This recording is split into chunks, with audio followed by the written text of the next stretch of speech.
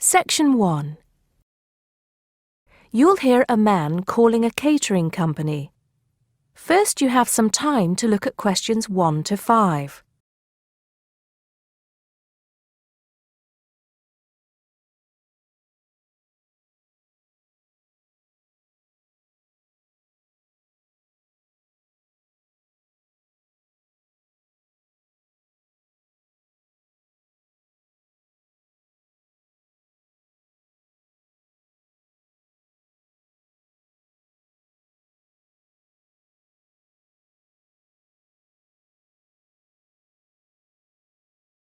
Now we shall begin.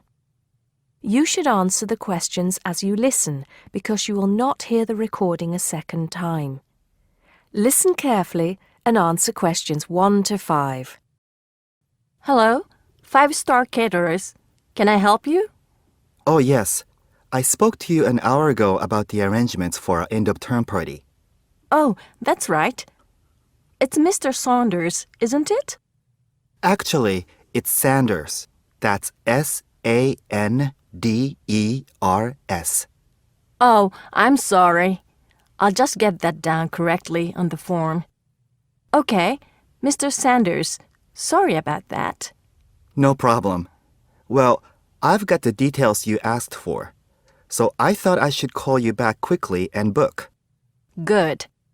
Let's fill in the form, shall we? Great. First of all, can you give me a telephone number? Somewhere where you can be contacted during the day.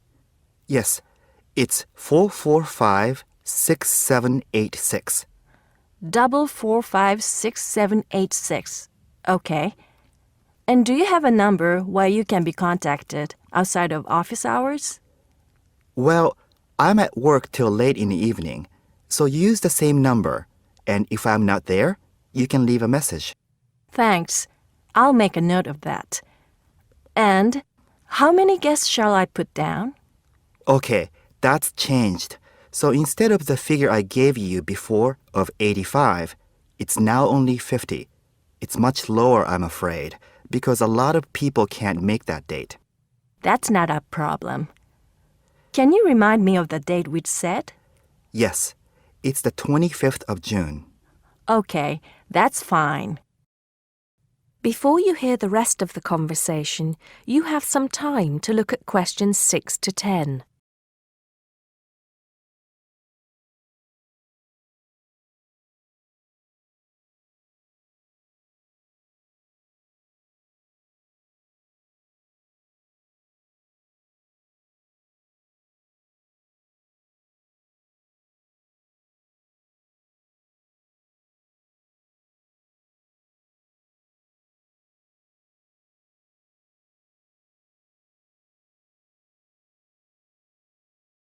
Now listen and answer questions 6 to 10.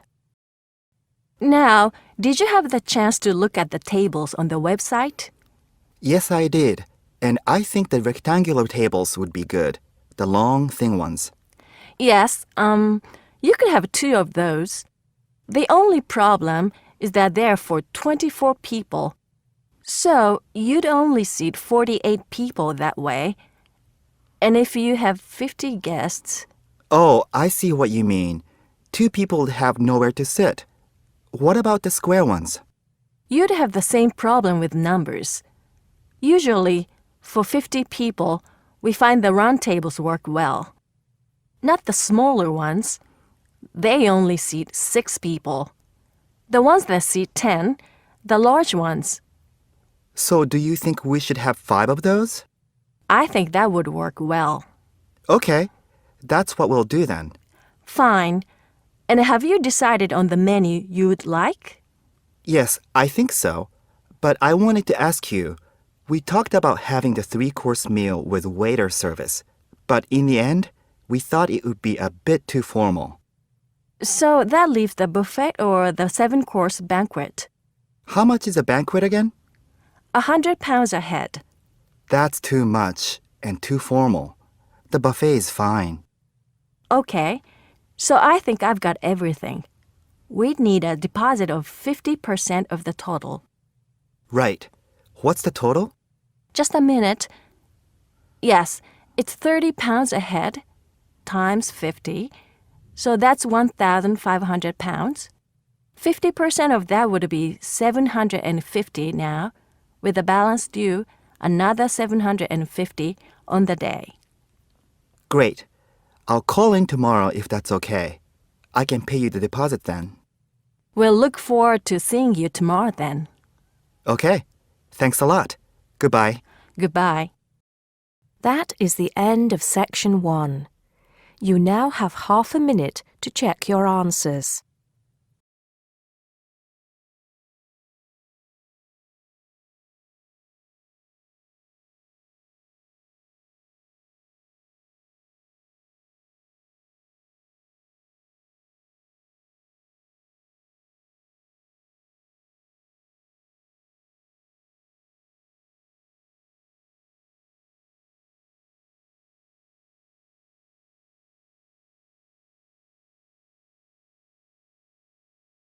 Now, turn to Section 2.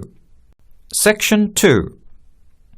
You will hear a guide giving instructions to a group of international students in Canada preparing for a whale-watching trip. Before you hear the talk, you have some time to look at questions 11 to 16.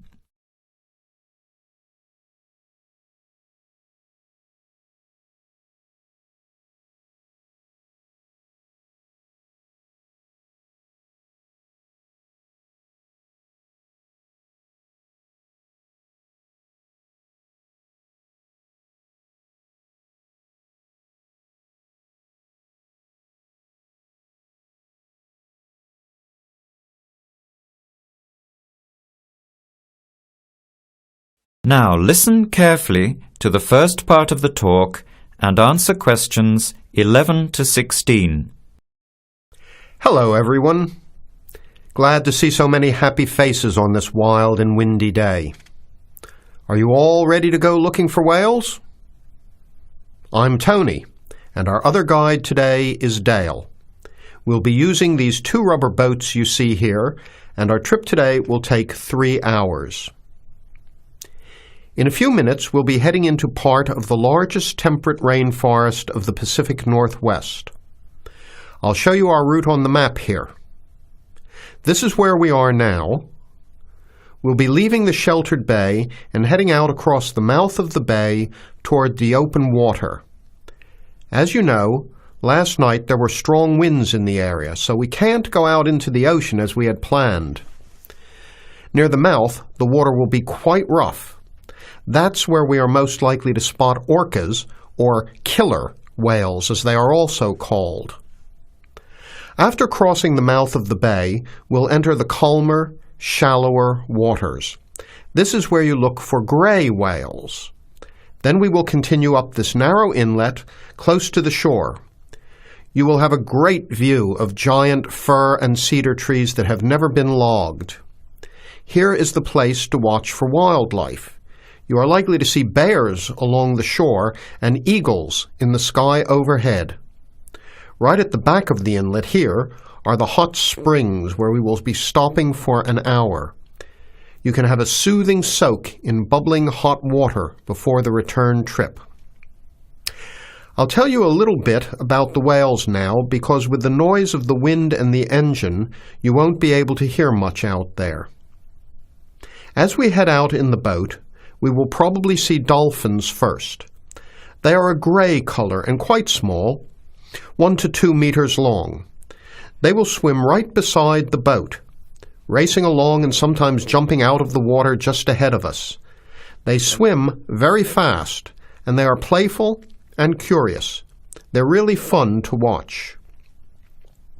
The next ones we'll see are orcas, or killer whales, which are actually members of the dolphin family. They are 7 to 8 meters long, very fast, and they have sharp teeth. Some stay in these waters all year round. We identify them by the distinctive black and white color. They feed mainly on salmon in these waters, but the orca diet can include seabirds, seals, dolphins, and other mammals. They can be fierce hunters, and this is why they are called killer whales. We should start watching for them as soon as we get out toward open water. We're likely to spot the orcas from a considerable distance. Watch for the black and white marking and mist spouting from the blowholes on top of their heads. Just outside the inlet is where we will probably see gray whales. The grays are migratory. They pass through here twice a year, moving from far in the north where they feed to the warm southern waters where they breed. You are very lucky today because several have been reported in the area. Unlike the orcas, grays are solitary, except when you see a mother with a calf. The gray whales are much longer and heavier than the orcas, 14 meters long and weighing up to 30 tons. The gray whales are filter feeders, gathering tiny ghost shrimp from the sand at the bottom. We recognize grays from their tail fins because each one is different. Once we find the whales, we'll come up as close as we can safely. We are allowed to approach the whales no closer than 50 meters, but that feels pretty close when you are in the presence of animals this big. You'll see mist coming out of the blowholes when they breathe out, and you'll hear a loud hiss. If we are downwind, we might even be able to smell them, a strong, fishy smell. Before the talk continues, you have some time to look at questions 17 to 20.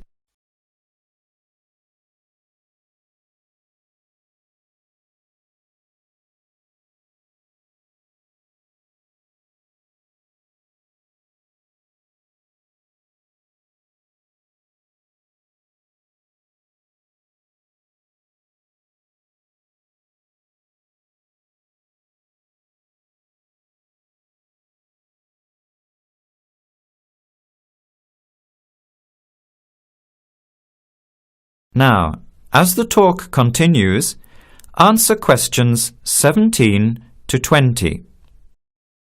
Now, for just a few words of caution. It will be quite bouncy out there, especially in the front of the boat. If you want a smoother ride, stay in the middle of the boat, close to the engine.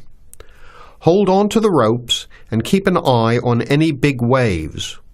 Be alert so you don't get thrown out of the boat. In case of an emergency, you are all wearing survival suits. They'll keep you warm and dry in or out of the water. They are bright orange for visibility. The water temperature is around 8 degrees. Without these suits, you would only last a few minutes in this cold water. With these suits, your survival time is increased dramatically. They will keep you upright in the water even if you can't swim. But we don't expect anybody to end up in the water, so don't worry. Now, are there any questions? I'm afraid of getting seasick. Right. I was just coming to that. If you think you might get seasick, take one of these patches and put it on your arm at the wrist, like this. It works on pressure points of the body and will relieve seasickness without the drowsiness you can get from pills. Are there any other questions? All right then, let's start loading up the boats. We leave in 5 minutes. That is the end of section 2. You have half a minute to check your answers.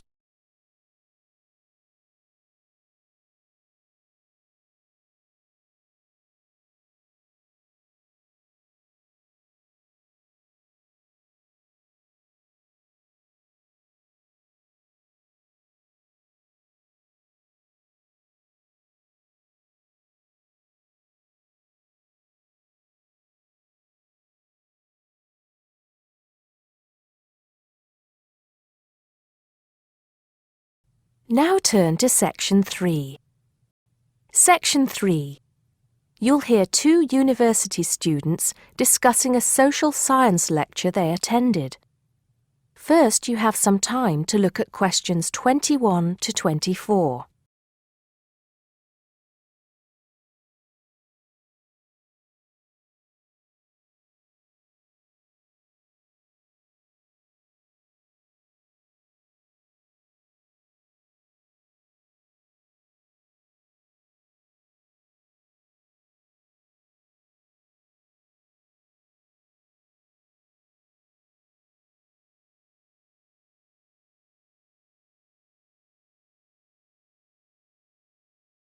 Now listen carefully and answer questions 21 to 24. Did you go to the first social science lecture yesterday? Yeah. Didn't you see me there? No. I was trying so hard to understand the lecturer. What didn't you understand? A lot of it, really. For example, he said we needed to study history as part of the course, but I didn't get why. You probably missed it. He said early on that we need to learn from our past mistakes. Right. But he also said we need to put ourselves in the place of our ancestors. Why is that? I think the point is that it's not enough to know how they lived and what they did. We need to know what they thought. I see. And I've written transferable skills in my notes next, but I have no idea what that means. If you study social science, you learn skills that you can use in a job. Oh, right. Is that all? Okay, but why is that? The point he made was that in studying social science, you use a flexible and adaptable approach to learning. Before you hear the rest of the conversation, you have some time to look at questions 25 to 30.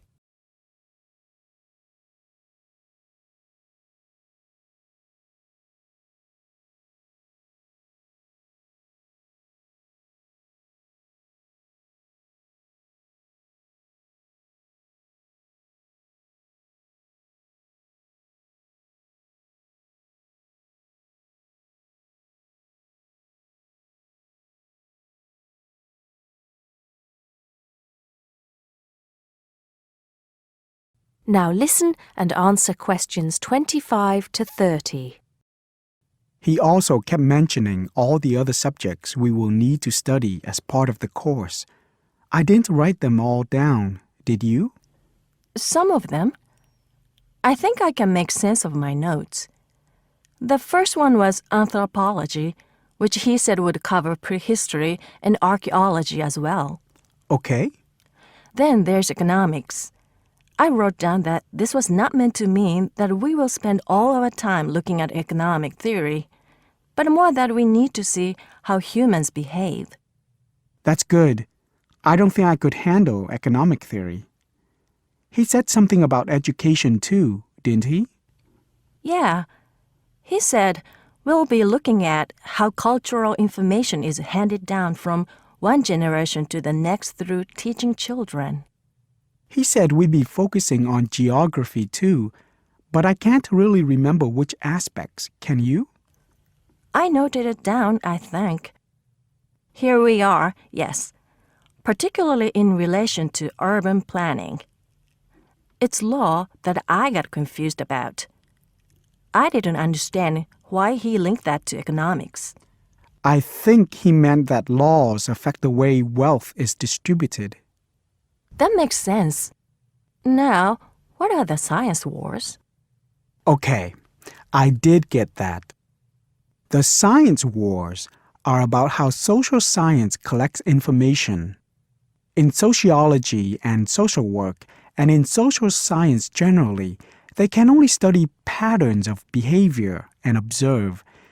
If you compare that to the way scientists work in physics or chemistry, it's very different because they use specific experiments that can be tested and which give concrete answers. Social studies is often accused of being unscientific. That's all. Okay. But it still looks like a good course, doesn't it? You don't have any regrets, do you? None at all. I'm looking forward to it. That is the end of section 3. You now have half a minute to check your answers.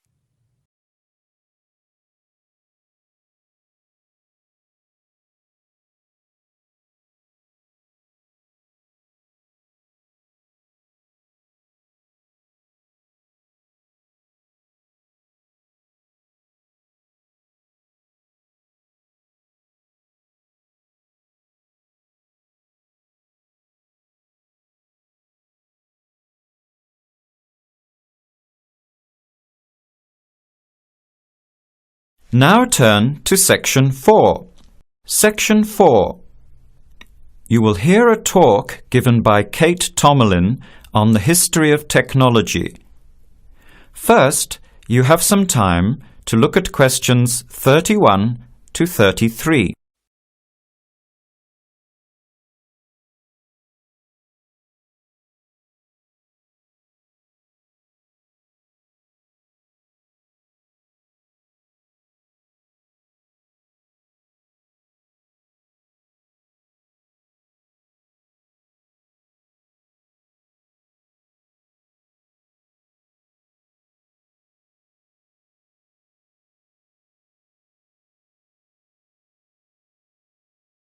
Now, listen carefully to the talk and answer questions 31 to 33. Our talk today in this History of Technology series is about a feat of anti-engineering from the late 19th and early 20th century that is still very much with us today and that is linked with the history of the typewriter. It's the QWERTY keyboard. What, you might ask, is QWERTY? Well, have a look at the nearest typewriter or computer keyboard. If you look at the top row, you will see that Q, W, E, R, T, Y are the first 6 letters. Did you ever think when you were learning to type about why the letters on the keyboard are distributed the way they are? Here's the story. It all has to do with the history of the typewriter. Typewriters existed since the early 1700s, but the first commercially practical system came into being in 1873. The typewriter is one of America's greatest unsung inventions.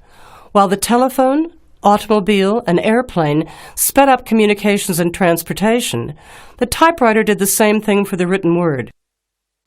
But few people paid much attention, possibly because they were too busy reading what the typewriter had written about all the other inventions. The first typewriters had the keys laid out in alphabetical order, but this system had problems. Some keys that tended to be typed together were physically close. This made the type bars hit each other and get stuck. Typewriters in 1873 jammed or got stuck if the keys next to each other were hit in quick succession. To solve this problem, in 1878, the QWERTY keyboard was developed, spacing frequent letters away from each other and therefore reducing the number of jams. It was not specifically designed to slow down typists, as is generally believed, but the keyboard did create a built-in inefficiency for typists. The most common keys are scattered all over the keyboard rows, many on the left side. Right-handed people have to use their left hand, which is the weaker hand. Typewriter technology improved, doing away with the original rationale for the QWERTY distribution, but the keyboard remained. In spite of its inefficiency, it is the keyboard we all use today. Now you have some time to look at questions 34 to 40.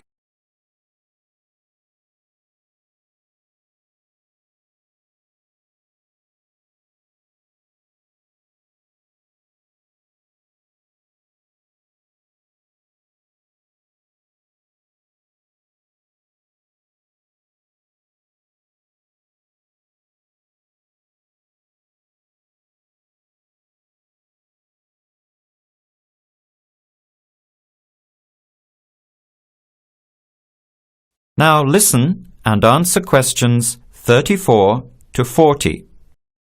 Already back in 1932, there was a solution to the problem.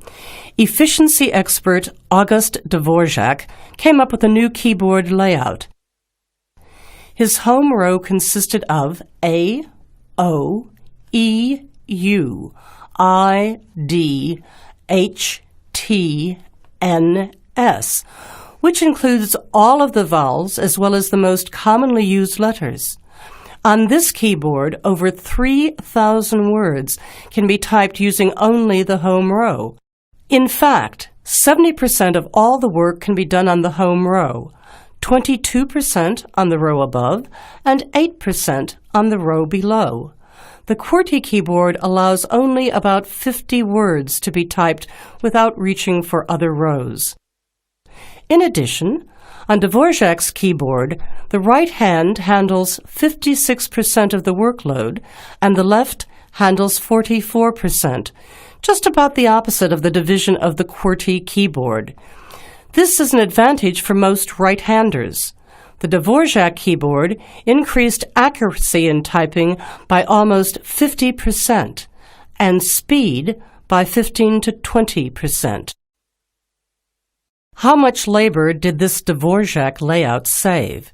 In one study, a group of typists was evaluated in the use of both keyboards. Those using the Dvorak keyboard moved their fingers just about 1 mile on an average day, while those who used the QWERTY keyboard moved their fingers an average of 12 to 20 miles. The superiority of the Dvorak keyboard was clearly established. However, it has never been adopted as the keyboard of choice. Why? First of all, bad luck and bad timing on the part of the Dvorak team. First, there was the Depression. Not a good time for introducing change. But the main factor that worked against the Dvorak system was habit. People were used to the QWERTY keyboard. Computers today could easily switch the arrangement of letters to the Dvorak layout, but it seemed that because of habit, the QWERTY layout remains dominant. People felt comfortable with the keyboard they learned on, so it was the established patterns of hundreds of millions of typists, manufacturers, typing teachers, and typewriter salespeople that have crushed all moves toward keyboard efficiency for over 70 years. It looks like QWERTY keyboard may be with us for a long time yet. That is the end of Section 4. You now have half a minute to check your answers.